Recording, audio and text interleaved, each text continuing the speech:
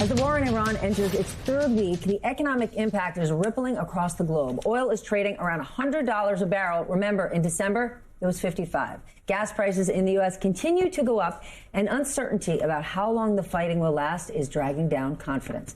The Nightcap is still here. Catherine, you know we're turning to you. Gas costs 22% more today than when the war started. Diesel prices are through the roof. Fertilizer costs more. Food costs are expected to go up across the board. And the president, who did not prepare the American people for this, and his administration just keeps saying, short-term pain, long-term gain, short-term pain, long-term gain. For what gain is the question, but go on, sorry. How long could this last? And how are the American people going to take it? Because it wasn't a war, but just the Biden administration asking the American people to be patient when it came to inflation, we chewed them up and spit them out for it. Yeah. I regret to inform any voters out there who voted for Donald Trump because he promised no wars in the Middle East and lower prices that they may have made a strategic error. But those are the things that Donald Trump promised. And, you know, we've been talking a bunch about the human cost and shouldn't he respect the human cost? And obviously he should. It is gross to use war porn and all of that. But I think the thing that will really come home to Americans, to voters, is probably not these abstract concerns about a war very far away, even as service members die, because so as you pointed out before, so few people are actually connected to the military right now. It is the fact that prices are going to go up. Prices have already been elevated. He ran on affordability. This will be another affordability election. And prices are going up. They will continue to go up. Gas prices we've already seen. And those will likely to continue to rise higher if the Strait of Hormuz continues to be blocked.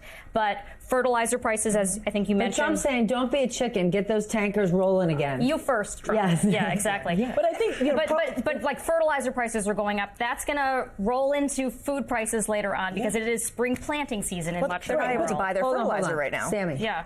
So something else that you were saying about, like the young men, I think that young people are very conscious of the amount of debt that they're going to be left. And the administration has been borrowing $50 billion a week for the past 5 months. They added $1 trillion to the debt just Look at in the you past bringing 5 the months. math tonight.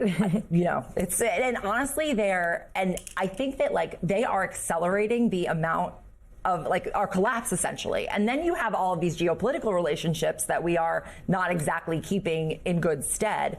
And I think that ultimately this man has bankrupted at 4 companies, six companies. We're going to be, number 7, I think, at this point. He's such a good businessman. That's Sure. why he was But I elected. mean, as someone who spends a lot of time with young people who are taking on quite a bit of debt to go to university, they're thinking about their life choices based on the amount of debt that they're collecting, knowing that they probably need/want to go to graduate school to take on even more debt.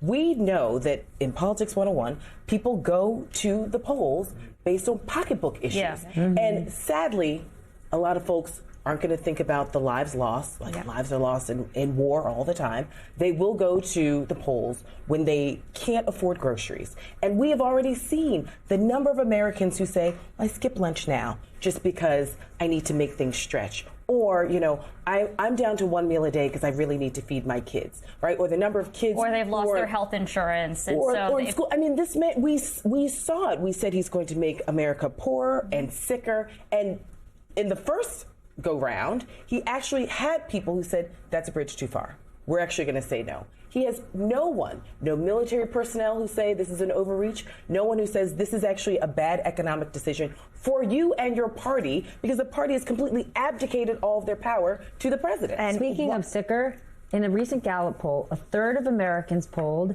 said they are cutting back on their daily spending, including meals, so they can afford health care. Yeah, well, that healthcare battle was part of the government shutdown, the big, beautiful bill, and yet somehow we came out of that with premiums increasing for Americans, people losing their health insurance, and a $500 billion increase to the Defense Department budget that 2 weeks before the war, Pentagon officials were saying, we don't know what to do with this money. We didn't ask for this money. Now we see it being spent. Okay, great. Spend $2 billion a day over here. Let's not tell our Kuwaiti friends that we're sending F-15s there. That's $415 million that just got blown up on day 1 of the war. I mean, it is it's a toy at this point, is how the money, how the people are being treated, the idea, even just being confronted. I've never seen a president dismiss civilian casualties like this before.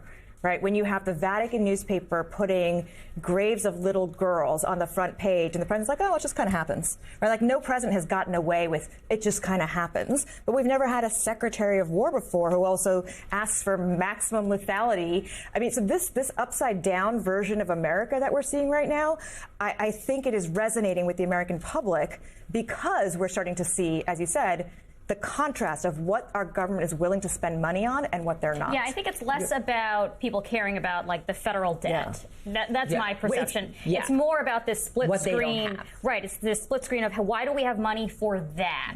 And not for them. But okay, that is exactly the basis of America First. The basis of America First was, why are we spending money overseas when I don't have a good school, when I don't have a good job, when I can't make ends meet? And now the person that they voted for, who presented them with the America First agenda, is the one saying, sorry, $11 billion spent over here. Well, your gas prices or that are it's worth Donald the Trump's a liar. sacrifice. Well, they can't decide, right?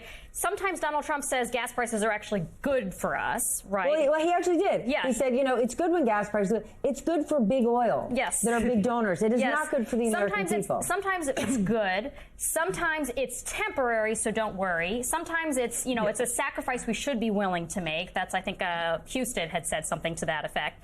So there are all of these different ways that they're trying to spin the fact that prices are up without dealing with the fact that they're the ones who drove the prices up. And even though we're releasing all of this oil, the price is still going up.